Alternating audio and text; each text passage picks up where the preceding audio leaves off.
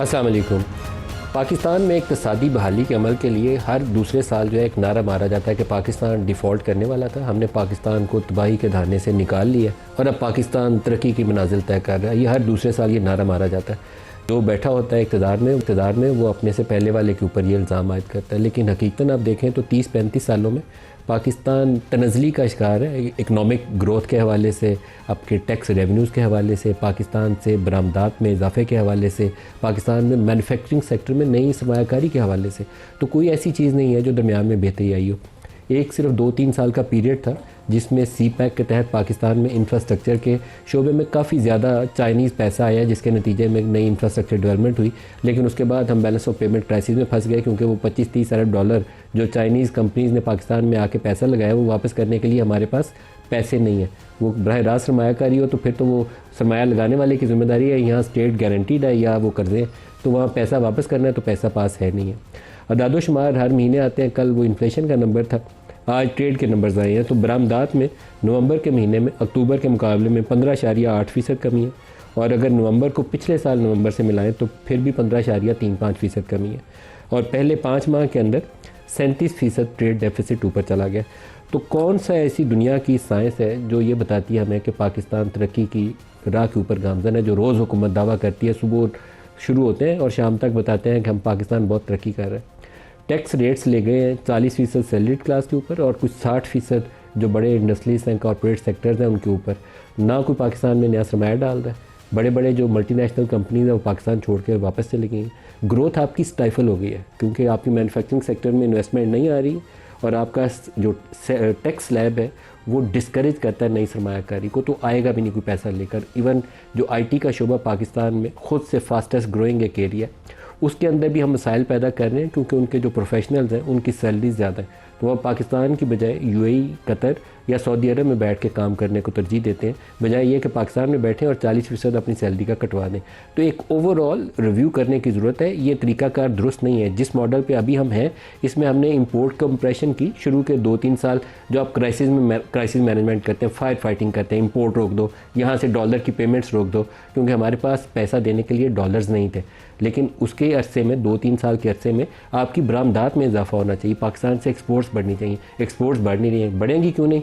इसलिए कि आप चावल बेचते हैं, चीनी बेचते हैं, और चीनी भी रिफाइंड जो क्रिस्टल है वाइट वाला वो हम बाहर से मंगवाते हैं। यहाँ वाली पीली वाली चीनी है जो हम चाइना से कहते हैं तुम्हारे से बड़े अरबों डॉलर की इंपोर्ट कर लिए, तो हमारे से 1 अरब डॉलर की चीनी ले लो।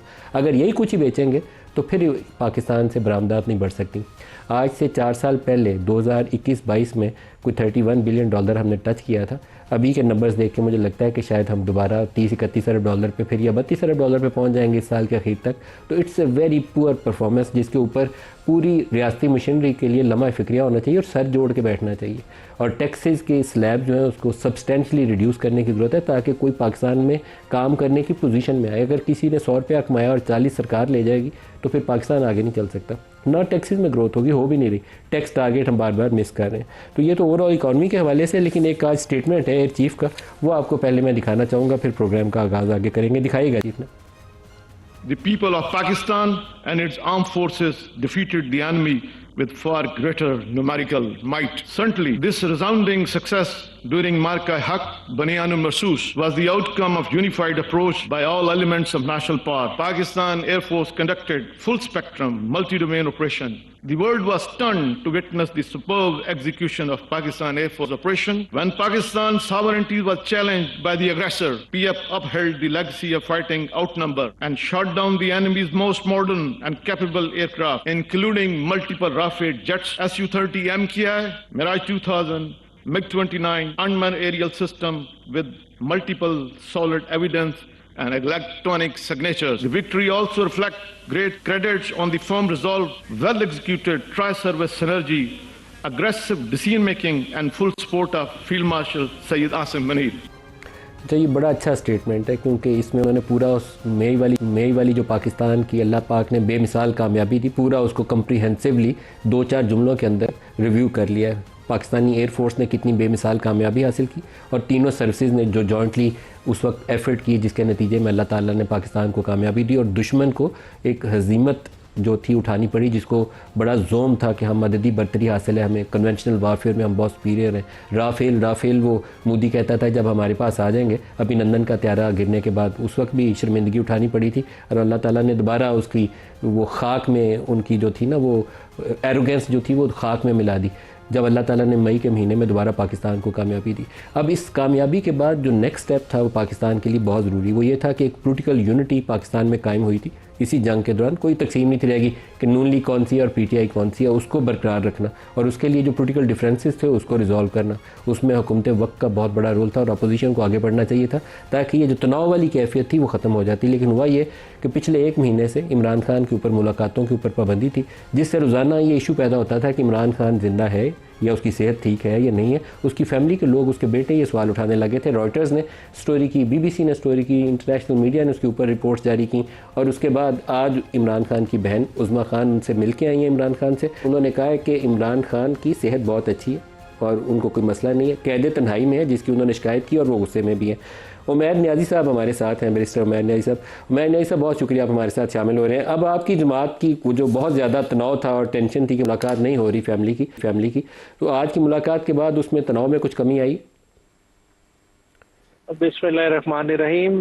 बेशक जी तनाव तो बहुत ज़्यादा था और जैसा कि तफ्तीश ओवरऑल मीडिया में एक हाइप क्रिएट हुई थी सेहत के हवाले से, ज़िंदगी के हवाले से, तो उससे तमाम वर्कर से हटके तमाम पाकिस्तानी भी कंसर्न थे और उसका शायद आज आपने एक रद्द अमल देखा होगा कि अडयाला के बाहर कसीर तादाद में वर्कर्स ऑल अक्रॉस पाकिस्तान आए। मतलब आज से पहले इतनी तादाद कभी भी मैंने खुद नहीं देखी जो आज के दिन मैंने ऑब्जर्व की कि हर तरफ से हर जगह के लोग आए। अब वो अल्लाह का शुक्र है ये एक अच्छा जैसे था। देखें 4 नवंबर को एक आखिरी मुलाकात हुई थी, 4 नवंबर से लेके आज 2 दिसंबर को जो है ना मुलाकात कराएगी और मुलाकात रोकने का भी मकसद साफ जाहिर था। जो कैद तन्हाई में रखा हुआ वो किस वजह से रखा हुआ वो सबसे कोई ढका छुपा नहीं है, मगर है कि चलें आज एक मुलाकात हो गई, मामलात आगे चलें। अब इसकी कंटिन्यूटी रहनी चाहिए क्योंकि देखिए अगर हम आइन की पासदारी करते हैं, कानून की पासदारी करते हैं तो ये इमरान खान का बेसिक राइट है।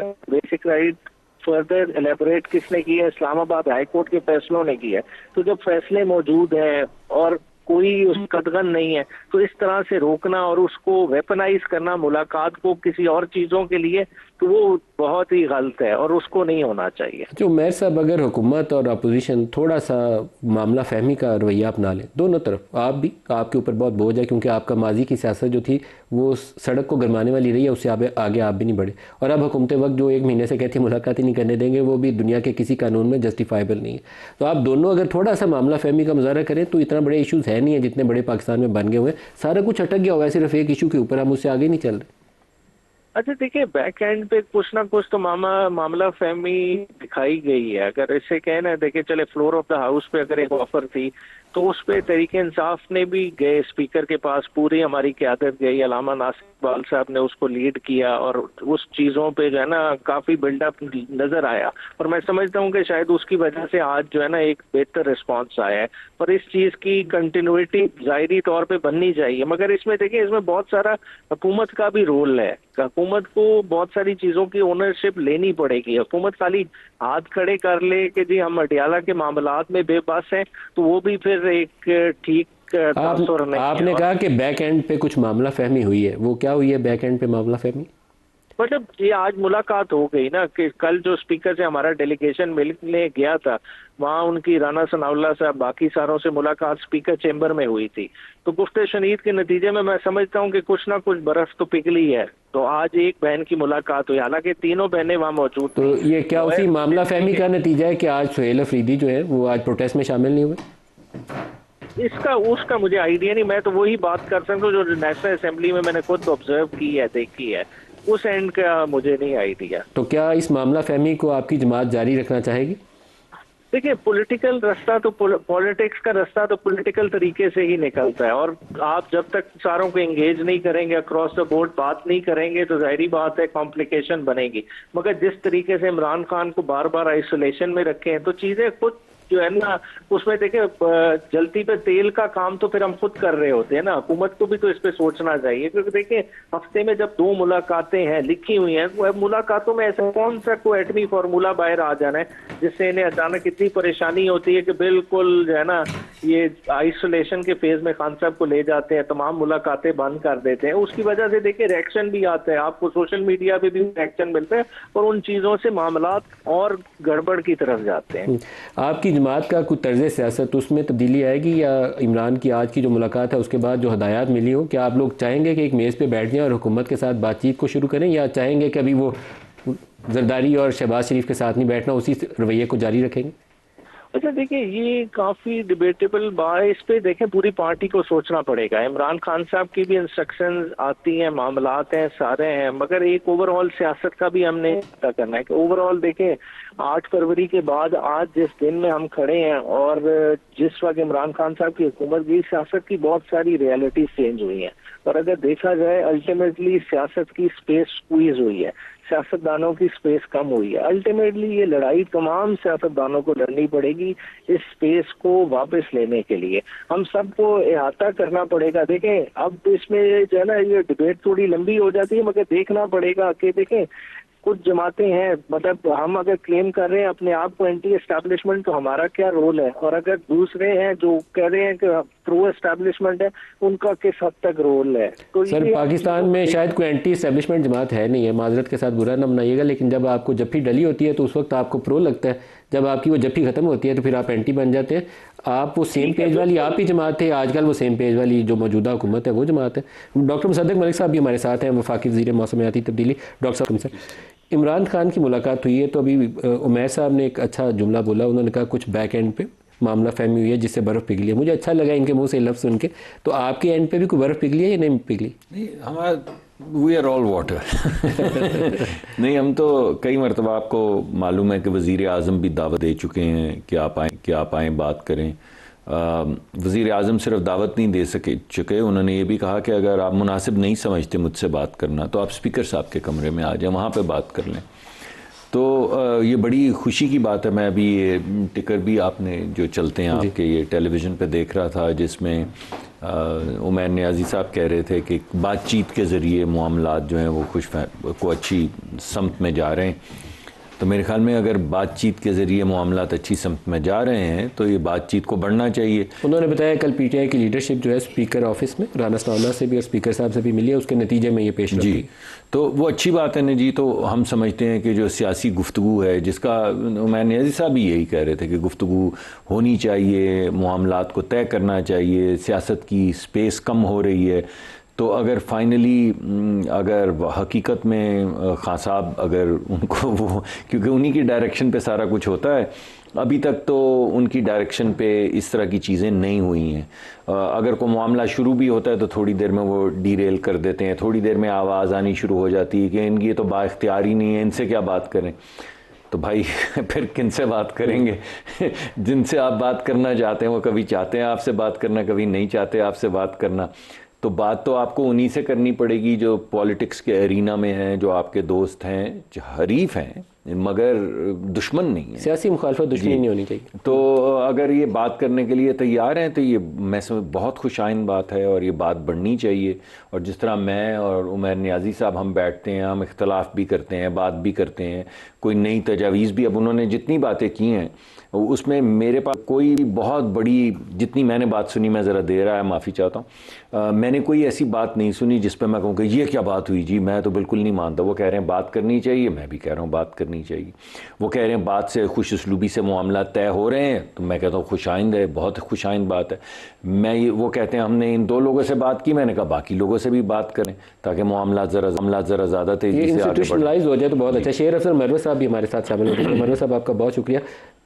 इमरान खान की बहन की आज मुलाकात हुई 4 नवंबर के बाद से, आज पहला कांटेक्ट है। फैमिली यकीनन आज कुछ मुतमईन होगी कि रब्ता नहीं उनका हो रहा था, लेकिन क्या मामलात कुछ आगे बेहतरी की तरफ जाएंगे या ये तनाव ऐसे ही बरकरार रहेगा? ये सस्टेनेबल नहीं है पाकिस्तान के लिए। बहुत शुक्रिया। ये जो आज की मुलाकात हुई है ये तो बेसिकली सिर्फ वो तसल्ली करानी थी कि खान साहब की सेहत या ज़िंदगी जो है वो जिंदा है अभी और सेहत ठीक है, ये इसलिए बनवाया गया। हाँ, बाकी जो है कोई खैर सगाली का मकसद पिन्हा नहीं था। अच्छा। और मेरा ख्याल है ये जो मलिक साहब अभी गुफ्तगू कर रहे थे ना, जब बातचीत होती हैं तो ऐसा होना चाहिए, ऐसा होना चाहिए, ये तरफेन से ये बातें होती है, लेकिन कैसे होगा? साथ में जो भी मुकर्रर नेशनल असम्बली में उठता है, पहले तो ताने तशनी और माजी की तमाम तलख बातें सुनाते हैं। ये रूटीन हो गई है। ये नहीं है कि सिर्फ PMLN से होता है, पीपल पार्टी भी, PTI वाले भी इक्वली हिसाब बराबर रखते हैं। जो अच्छी बातें हैं ना, वो जो अच्छे लोग थे PTI में जो मुफाहमत चाहते थे, उनका अब कोई अमली किरदार नहीं है। वो कौन कौन थे? मिसाल के तौर पे बैरिस्टर गौर थे, मिसाल के तौर पे अली अमीन खान थे, मिसाल के तौर पे असद कैसर थे। और इन तीनों का रोल नहीं है? कोई रोल नहीं है। तो रोल किसका? रोल जो है वो कानाफूसियों का है, रोल जो है जो चुगलखोरियों का है। Who is calling the shots? कौन है जो ये? देखिए, मैं आपको अर्ज़ करूं, सारे फैसले खान साहब से करवाए जाते हैं, लेकिन इसमें बदनीयत ही शामिल होती है मशवरा देने वालों की। कोई फ़ैसला आज तक ऐसा नहीं करवाया गया। ये उमर नियाज़ी साहब तस्दीक करेंगे, जितने भी फ़ैसले होते हैं, मिसाल के तौर पे स्टैंडिंग कमेटियों से रिज़ाइन करने का, मिसाल के तौर पे ये बाइकाट का जो एपेक्स कमेटी का इजलास जो बुलाया गया था, या तो ये सारे फ़ैसले जो हैं वो पार्लिमानी कमेटी में कंडेम होते हैं। कि ये नाम से पूछा जाता है, किसी भी फैसले में पार्लियामेंटेरियन को आज तक शरीक आप कह रहे हैं पार्लिमानी जो कमेटी है वो इन जो बाइकआउट वाले डिसीजन थे उसकी मजम्मत करती है? सिर्फ बाइकआउट वाला फैसला नहीं, तकरीबन हर दूसरे फैसले की 90% लोग जो हैं वो कहते हैं क्यों इस तरह हो रहा है, मजम्मत करते। तकरीबन ये बैठे हुए हैं और बड़े ही वाशगाफ अल्फाज में। बल्कि उस दिन जो है वो मेरा ख्याल है अली अमीन खान और शायद खटक से के माबेन तकरार होते होते रह गई। यानी कि वो किस इशू पर? मेरा ख्याल है चीफ मिनिस्टर साहब ने एक बयान दिया था कि पार्लियामेंटेरियन सेनेटर, ये उनकी हाज़िरी मैं चाहता हूँ वहाँ पे। इस पे पार्लियामेंटेरियन ने रिएक्ट किया कि चीफ मिनिस्टर यंग हैं और सीनियर क़यादत को ऐसे अल्फाज से एड्रेस नहीं किया जाना चाहिए। तो लिहाजा ये किस्सा मुख्तसर में ये अर्ज़ कर रहा हूँ, ज़ाती तौर पर मैं समझता हूँ मेरी ख्वाहिश है और मैंने ख़ुद अपने तईं जो कोशिश की कर सका, लेकिन पाकिस्तान तहरीक इंसाफ में जो लोग मुसालियत पसंद थे वो अब कोई बात कर ही नहीं सकते हैं। खान साहब को ये बात कहना कि ये गलत है, ये वो लोग कर सकते हैं जो कोटलखपत जेल में बंद है। बाकी मौजूदा क़यादत में जो है कोई ऐसी बात की जरूरत उमर चीमा कर सकते हैं या डॉक्टर यासीन कर सकते हैं, यास्मीन लेकिन कर सकते कौन है वो लोग? आप कह रहे थे कि मुशीर बदल गए, पहले आपने कहा फैसला करने वाले लोग बदल गए, मगर वो कौन है जो ये तमाम मशवरे दे रहे हैं? आप उमर नियाज़ी साहब बैठे हैं, पहले किसी वक्त में उमर नियाज़ी साहब, मैं, बैरिस्टर गौर, ये 3-4 लोग जो हैं फोकल पर्सन भी होते थे, तर्जमान भी होते थे। ये आपका रास्ता कौन काट रहा है? वो जो ये सवाल पूछ रहे हैं कि रास्ता कौन काट रहा है, कौन है जो इमरान को ये मशवरे दे रहा है कि नहीं लड़ाई वाला रास्ता, टकराव वाला रास्ता? जो टकराव के रास्ते, देखें, अब चीफ मिनिस्टर की तब्दीली का फैसला जो है इसके पसे पुष्ट मुहर्रिक यही था कि अली अमीन खान। कौन था मुहर्रिक? कौन था मुहर्रिक? देखें, खान साहब पे प्रिवेल हो गए। कौन? ये चीफ मिनिस्टर का फैसला जो है वो तो तकरीबन जो तमाम रिश्तेदार थे वो सारे प्रिवेल। रिश्तेदार मतलब ठीक है, वो आपका इशारा, मैं अब नाम नहीं पूछता आपसे। मैं नियाज़ी साहब 2-3 बातें हो गई, आपसे चाहूँगा। एक तो उनका पार्लिमानी कमेटी जो है उन फैसलों की बाकायदा मजम्मत करती है जो इमरान खान से करवा लिए जाते हैं, तो इसका मतलब है कि सियासी मशावरत का अमल तो फिर है ही नहीं है, मुसल्लत हो जाता है फैसला।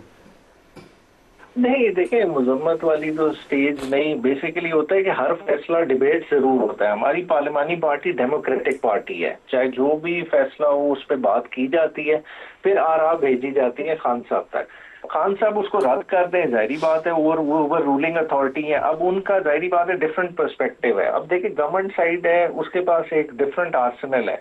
वो मुलाकात बंद करके दूसरी चीजों से तंग कर सकती है। ऑपोजिशन वाली साइड है, उसने और तरह से मामला देखने होते हैं। तो खान साहब ने ओवरऑल होलिस्टिक पिक्चर को देख के ही चीजें डिसाइड करनी होती है ना। उसमें इंडिविजुअली ठीक है, अगर जमहूरी लिहाज से हम बात करें जी, पार्लियामेंट में बैठेंगे, ये पब्लिक अकाउंट में बैठेंगे, लेकिन मरवत साहब ने जो अभी एक ऑब्जर्वेशन दी, उन्होंने कहा कि बैरिस्टर गौहर, असद कैसर साहब, अली अमीन गंडापुर, या आपकी पार्टी के बड़े बड़े कदकाठ वाले ये लीडर है ना, वो कहते हैं इनका रोल कुछ रह ही नहीं गया पार्टी में। असद कैसर साहब तो अभी भी अलायंस को हेड कर रहे हैं ना, मतलब किस तरह से रोल नहीं रह गया। अगर किसी की सुनी ना जाएगी तो वो तो चेयरमैन तो फिर आपके गौहर साहब भी हैं, वो तो अगर सुनी ना जाए तो फिर तो रोल का ऑफिस का फायदा ही ना होता।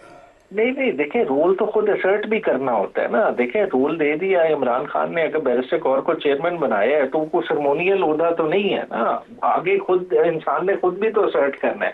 अब बैरिस्टर गौहर साहब अगर खुद असर्ट नहीं कर रहे वो डिफरेंट बात होगी। अगर खान असर्ट करने के लिए सलमान अकरम राजा साहब पार्लियामानी कमेटी में भी आ जाते हैं। पार्लियामानी कमेटी में उनको आने की इजाज़त है? ये ले आते हैं, बुला लेते हैं। कौन बुलाता है? मतलब पता नहीं, लेकिन वो आ जाता है। हर पार्लियामानी कमेटी की मीटिंग में मोहतरम तशरीफ फरमा होते हैं। देखिए बैरिस्टर उमैर नियाज़ी साहब खान की इंतहाई मिलनसारों में से हैं, खुद ये विक्टिम है कानाफूसियों का। ये खान के फोकल पर्सन थे, क्यों हटाया? खान के कानों में बात डाली गई और हटा दिया। मुझे क्यों निकाला? कानों में बात डाली गई और हटा। आज तो मेरे ख्याल है इनको डांट भी पिटी होगी, क्योंकि ये एक वर्कशॉप में जा रहे हैं। तो हमने अभी वो सुनी है जो उज़मा बीबी के बयान, तो उसमें पता चला कि उस पर भी नापसंदीदगी का इजहार किया कि क्यों गए उस वर्कशॉप में। आप उमैर साहब इस पर कमेंट करेंगे? देखिए रूल चेंज होते रहते हैं बंदों के। देखिए शेर अफजल भाई को मेरे पहले भी एडवाइस रही है, हमेशा रही है। देखिए हर वक्त देखिए हर बंदा लाइमलाइट में नहीं हो सकता, ठीक है। पास में लाइमलाइट हमारे पास रही, अब किसी और के पास। देखिए at the end of the day goal क्या है कि पार्टी के लिए डिलीवर करना है। देखिए टीम कैप्टन, टीम सिलेक्टर तो खान है ना, वो खाली कैप्टन नहीं है, सिलेक्टर भी है। सिलेक्टर ने खुद डिसाइड करना है कि इस टाइम पे जो है ना टेंस मोमेंट है, मैंने किस किस्म का खिलाड़ी उतारना है, मैंने गुस्से वाला उतारना है, मैंने रिएक्टिव प्लेयर उतारना है। अब ये उसकी शॉट है ना, तो उस चीज को हमें रिस्पेक्ट करना चाहिए। बाकी देखें खान जिसको उदा दे उसको एटलीस्ट असर्ट करना चाहिए। ब्रेक ले लें, ब्रेक करीब आ गया, ब्रेक ले लें, हमारे साथ रहिए।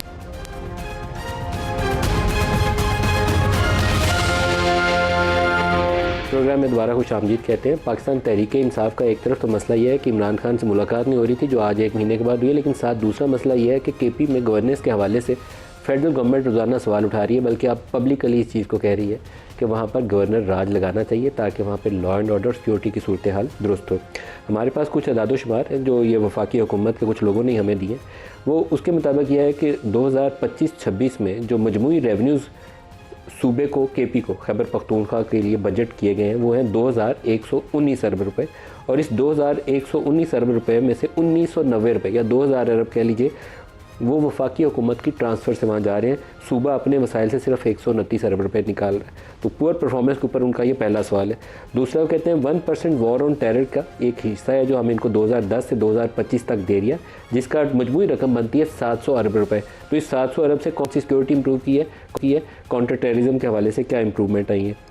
इसी तरीके से कुछ डायरेक्ट ट्रांसफ़र्स हैं जो किसी गवर्नमेंट प्रोग्राम की मद में आई हैं, या रॉयल्टीज़ की मद में आई हैं, या हाइडल प्रॉफिट्स की मद में आई हैं।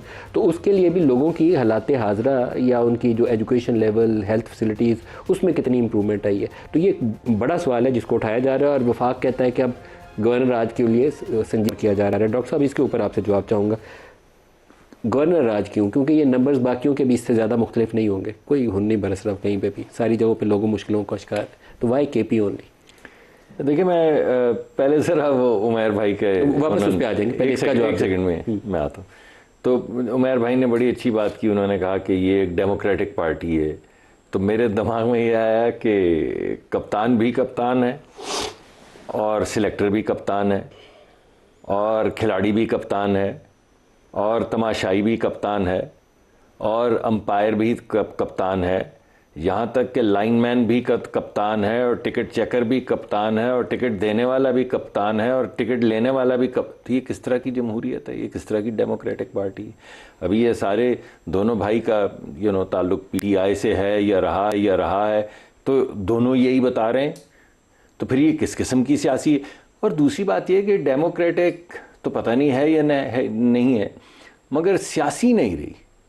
यानी किसी ज़माने में आपको सियासी चेहरे भी नज़र आते थे और अगरचे एक ज़माने में ज़रा सख्त रवैया हो गया था, सख्त कलामी भी हो जाती थी, कोई सड़क पे भी खींचातानी की फ़िज़ा बढ़ती चली जा रही थी, मगर फिर भी आपको सियासी लोग नज़र आते थे। अभी आप मुझे बताएं, टॉप लीडरशिप में बताएं मुझे कोई सियासी जहन रखने वाला, कोई सियासी ट्रेनिंग के ज़रिए आने वाला कोई एक शख्स हो, तो ना तो पार्टी जमहूरी रही ना सियासी रही, नतीजतन पार्टी का शिराजा बिखर। ये तो नहीं कि एक भी नहीं रहा, कुछ सिलेक्शन के ज़रिए आप ये भी तो देखिए जो सिलेक्ट किए गए हैं लोग, वो भी देख लीजिए।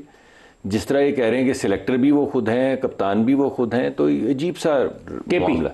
केपी की तरफ आते देखें, केपी के अंदर ये जो आपने मसाइल मुआशी सामने रखे हैं, ये तो एक किस्म के मसाइल हैं, लेकिन जो रवैया तालिबान की तरफ हुकूमत का है और अपने बच्चों को बचाने के लिए, चाहे वो मैं सिर्फ याद दहानी के लिए एपीआई का वाक़या आपके सामने रख रहा हूँ, ये वही लोग हैं जो वापस आ गए। आर्मी पब्लिक स्कूल का माफ़ी चाहता हूँ, जिसमें सैकड़ों बच्चों को शहीद कर दिया गया, उनकी उस्तानी को फास्फोरस फेंक के आग लगा दी। अभी ये आपके महल्ले में ये बिल्कुल पहलू में कचहरी के अंदर जो धमाका किया गया, या जिस जगह पे वो, इसके तो जिम्मेदार आप है ना, इसका जिम्मेदार सुहेल अफरीदी थोड़ी है। बिल्कुल ठीक है, मगर मैं तो आपको एक एग्जांपल दे रहा हूँ कि दहशतगर्द आ रहे हैं, हम उनके खिलाफ ऑपरेशन करना चाहते हैं। वो पहले भी इसी तरह शुरू हुआ, पहले वो जो अनसेटल्ड इलाके उस जमाने में फाटा के होते थे वहाँ गवर्नर आज क्या करेगा? फिर कल नौकंडी में भी अटैक हुआ है, मैं इन हर एक हमले की मजम्मत करता हूँ और हमें पूरी कौम को मुद्दे होकर इसको लड़ना पड़ेगा, लेकिन वाई गवर्नर राज? पहले मैंने तो अभी तक गवर्नर राज की बात नहीं की है। आपकी वफाकी वज़ीर कह रहे हैं सारे, मैंने नहीं की है, फ्लोर ऑफ द हाउस कह रहे हैं। जी, मैंने सिर्फ ये कहा कि मैंने नहीं की है। देखिए बात आप इसके हामी नहीं है। नहीं, मैं आपको बताता हूँ, मैं पूरा जवाब पेश करना चाहता हूँ। अगर किसी सूबे की हुकूमत डिफेंस ऑफ पाकिस्तान, यानी जो एक फेडरल सब्जेक्ट कि मुल्क का दिफा करना, ये एक फेडरल सब्जेक्ट, जो आपकी वो है लॉ एंड ऑर्डर की सिचुएशन, वो प्रोविंशियल सब्जेक्ट।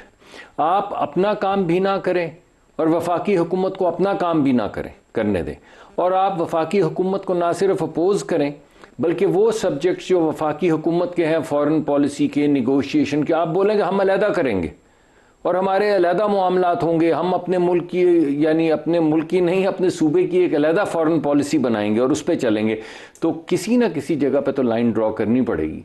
मैं अभी भी समझता हूँ कि अगर तब्दीली आ जाए पीटीआई के रवैये में, जो आ जानी चाहिए, अगर थोड़ी समझ बूझ आ जाए, चीफ मिनिस्टर साहब आए हैं, वो हो सकता है जॉकिंग कर रहे हों, हो सकता है एक पब्लिक इमेज क्रिएट कर रहे हों, लेकिन अगर उनके दिल में मुल्क का कोई दर्द है, अगर वो समझते हैं कि हमारे बच्चे बच्चियों को शहीद नहीं होना चाहिए और वो अपने रवैया तब्दील कर दें, तो कुछ भी नहीं होगा। डेडलाइन क्या है ये फैसला करने के लिए कि गवर्नर राज लगाना है या नहीं लगाना? मेरे ख्याल में डेडलाइन पीटीआई के हाथ है। मेरे ख्याल में डेडलाइन भी पीटीआई के हाथ है, मेरे ख्याल में रवैया भी पीटीआई के हाथ है। मगर अगर मुल्क के वफाक के सामने खड़े हो जाएंगे और अपनी एक अलहदा फॉरेन पॉलिसी, कल अपनी मॉनेटरी पॉलिसी, सिक्का भी अगर ईजाद कर देंगे कि ये हमारा सिक्का है, तो हम क्या करेंगे? इस वजह से ये रवैये जो हैं बदलने पड़ेंगे। मरवा साहब, गवर्नर राज ये कहाँ से ख्याल आया, क्यों आया, क्या फ़ायदा होगा? पहले तो डॉक्टर साहब ने जो बातें की हैं, एक मैं तस्हीह करना ज़रूरी समझता हूँ। मैं ख़ुद खैबर पख्तूनख्वा से ताल्लुक़ रखता हूँ, मेरा इलाका जो है मुतासर हैं टेररिज़म से, मेरा ख़ुद अपना ख़ानदान मुतासर है टेररिज़म से, और मैंने पीटीआई में जो हुकूमत बनी है या जो अली अमीन ख़ान की हुकूमत रही है, मैं एक बात पूरे वसूख और दावे से कहता हूँ कि पाकिस्तान तहरीक इंसाफ जो है उसकी हुकूमत और बैसियत पार्टी टेररिज़म के ख़िलाफ़ भी हैं और टेररिज़म के ख़िलाफ़ फ़ाइट भी कर रही है। ये जो मलक साहब ने बातें की ना कि ये फेडरल गवर्नमेंट को काम नहीं करने दे रहे, एक मिसाल दे दे कि जी फ़लाँ जगह पे हम ऑपरेशन करना चाहते थे और हुकूमत रुकावट बनी। नंबर एक, कोई एक मिसाल ऐसी आ जाए जिससे ये वाज़े हो कि पाकिस्तान तहरीक इंसाफ जो है वो उसका रोल या कलुसिव है या फिर वो निगलिजेंट है। पाकिस्तान तहरीक इंसाफ के MPAs, MNAs, मिनिस्टर्स सब जो हैं सेम एक पेज पर हैं। अली अमीन ख़ान जब तक वज़ीर आला थे, कभी ये इन्होंने गिला किया कि जी हमें कोई ऑपरेशन के लिए, ये जो टेररिज्म है ना जी, ये है ही। अली अमीन के रहते हुए गिला नहीं था, तो अब गिला पैदा हुआ है, उसकी वजह नया चीफ मिनिस्टर है या कुछ और है? नहीं, उसकी वजह जो है ना, वो मामलात थे जो अली अमीन खान के दौर में जो हैं उनके साथ अंडरस्टैंडिंग की वजह से चल रहे थे और अब रुक गए। अब अगर गवर्नर राज लगा लेते हैं तो क्या हासिल होगा? अच्छा, जहाँ तक गवर्नर राज का ताल्लुक है ना, गवर्नर राज जो हैं, मैं ज़ाती तौर पे बैसियत एक सियासत के तालिब इल्म की ये समझता हूँ कि ये एक थ्रेट है जो दिया गया है कि मामलात डब पे ले आए, और अगर डब पे नहीं आते हैं तो बिल्कुल ये बैद नहीं है कि गवर्नर राज नाफिज कर दे। लेकिन गवर्नर राज नाफिज करने के पीछे मुहर्रिक फिर ये होगा कि इन हाउस चेंज जो है इसके लिए MPS को तोड़ा जा सके। गवर्नर राज लगा के बंदे तोड़ेंगे और हाउस चेंज कर देंगे, और चीफ मिनिस्टर 20-25 MPS दरकार है ना, और वह काफ़ी इंडिपेंडेंट मौजूद है अभी तक इलेक्शन कमीशन की मेहरबानी से, तो वो बंदे तोड़ काफ़ी नहीं सारे इंडिपेंडेंट। हाँ, माँ सिवाय एक के, तो बस दाऊद अफरीदी के। फिर तो मसला ही कोई नहीं, इलेक्शन कमीशन के हाथ में। इलेक्शन कमीशन ने ये मेहरबानी की है। बल्कि और मैं नियाज़ी साहब से पूछा, मैं नियाज़ी साहब ये बड़ी खबर है जिसकी तरफ ये इशारा कर रहे हैं। वो कहते हैं कि अगर PTI राय रास्त पे आ गई तो ठीक है, नहीं तो वहाँ गवर्नर राज लगाएंगे और 20-25 इनके MPS तोड़ लेंगे। ये एक स्ट्रेटजी हो सकती है हुकूमत की कि वहाँ हुकूमत ही बदल देते हैं। IDPs डिस्प्लेस हो रहे हैं, उनके लिए कॉम्पनसेशन के लिए कौन दौड़ी? आपकी सूबाई हुकूमत। तो सारा बर्डन तो सूबाई हुकूमत पे आता है, और लान तान भी उन्हें हो रही कि वो जो है ना इमरान खान की जो पॉलिसी लाइन है उसको भी वो इम्प्लीमेंट नहीं करा पा रहे। तो मेरा नहीं ख्याल कि इतने ये बेवकूफ़ हैं कि जो है ना कि जल्दी में जो है ना हाथ दे देंगे। ये बस खाली कहने की बातें हैं। डॉक्टर साहब, एक सवाल आपसे नहीं पूछा, अगर प्रोग्राम के एंड की तरफ आ रहे हैं तो आपसे इजाज़त हो, अगर आप जवाब दे दें, नहीं तो मरवा साहब से पूछ लेंगे। सबसे पाकिस्तान में एक इम्पॉर्टेंट नोटिफिकेशन होता है, वो आर्मी चीफ़ की तैनाती का होता है। अभी फील्ड मार्शल साहब ने चीफ ऑफ डिफेंस फोर्सेस का भी साथ दोनों होते बैक वक्त संभाल लेते हैं, और वो नोटिफिकेशन आप कर नहीं पाए। नहीं, उनका हो जाएगा, उसमें कोई मसला नहीं। मुझे भी पता है आपके लिए मसला इसने किया नहीं है। 27 नवंबर को chairman joint chief of staff committee retire होकर जनरल फायर शमशाद जा चुके जी, और आप 5 दिनों में कुछ नहीं कर सकते जी। वो अबॉलिश हो गई ना, वो पोजीशन तो अबॉलिश हो गई। अब नया नोटिफिकेशन, क्योंकि chief of the army staff भी मौजूद हैं, फील्ड मार्शल भी मौजूद हैं, ये नई नोटिफिकेशन जो है वो 1-2 दिन में हो जाएगी, कोई ऐसा मसला नहीं है। क्यों नहीं हुआ?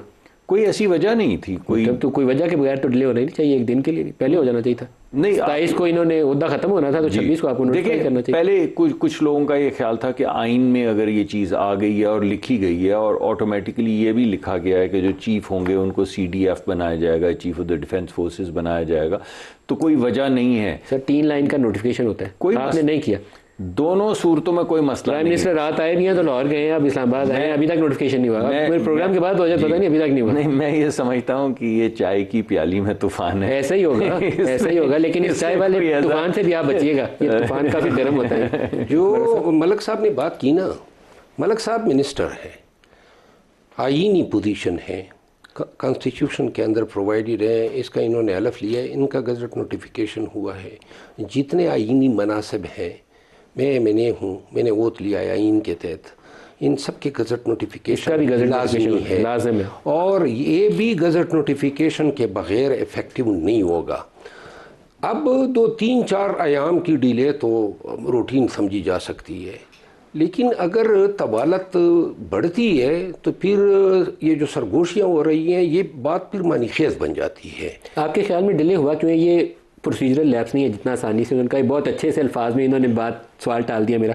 27 को साहिर शमशाद साहब रिटायर हो गए, ऑफिस ख़त्म हो गया उनका। 27 भी गई, 28 भी गई, 29, 30, 1-2 सारे दिन गुजर गए, अभी तक कुछ नहीं किया इन्होंने। मैं इनको याद दिला दूँ ना, जब ये आर्मी चीफ साहब का नोटिफिकेशन कर रहे थे उस वक़्त इनकी सूरत आपको याद हो? बिल्कुल याद है, बहुत अच्छे से। और अब जो नोटिफिकेशन है इसमें ताख़ीर जो है ना, ये कहीं ऐसा ना हो कि इन पर बारी पड़ने के साथ साथ हम सब पे बारी न पड़ जाए। ये इनको अभी मुझे लगता है एहसास नहीं है। नहीं, कोई ऐसी चीज़ नहीं है, ऐसी इसका हकीकत से कोई ताल्लुक नहीं। सर आप चाय वाय पी के बताइए तसल्ली के साथ। जी, अब वैसे इस कप में तो इतनी चाय भी नहीं कि इसमें तूफान बर्पा किया जा सके। लेकिन ये ऐसी कोई बात नहीं, मेरे भाई हैं। और कब तक नोटिफिकेशन करेंगे? Very soon, very how soon? जी, मेरे क्योंकि मैं डिफेंस की वजारत नहीं देख रहा, मैं आपको डिफेंस वालों को भी नहीं पता सर। नहीं, बिल्कुल। अभी कहा है ना ख्वाजा साहब ने कुछ दिन उसको भी 3 दिन गुजर गए। हाँ, नहीं है, उन्होंने कहा उसको भी 3 दिन गुजर गए। हो जाएगा, गुजर जाएंगे। कोई फिक्र नहीं, कोई जवाब नहीं देना, कोई मसला नहीं है। मैं कल से कोशिश कर रहा हूँ, प्रोग्राम एंड पे आ गया कि मैं किसी वफाकी वजीर से, किसी डिफेंस ऑफिशियल से ये रिक्वेस्ट करूँ कि मुझे इसका ऑन रिकॉर्ड कोई जवाब दे दे, लेकिन कोई तैयार नहीं है। अल्लाह करे सब अच्छा ही हो। डॉक्टर मुसद्दिक मलिक साहब, शेर अफजल महरूज साहब, बैरिस्टर उमैर नियाज़ी साहब, सबका बहुत शुक्रिया। आज के लिए इतना ही इजाज़त दीजिए। अल्लाह हाफ़िज़।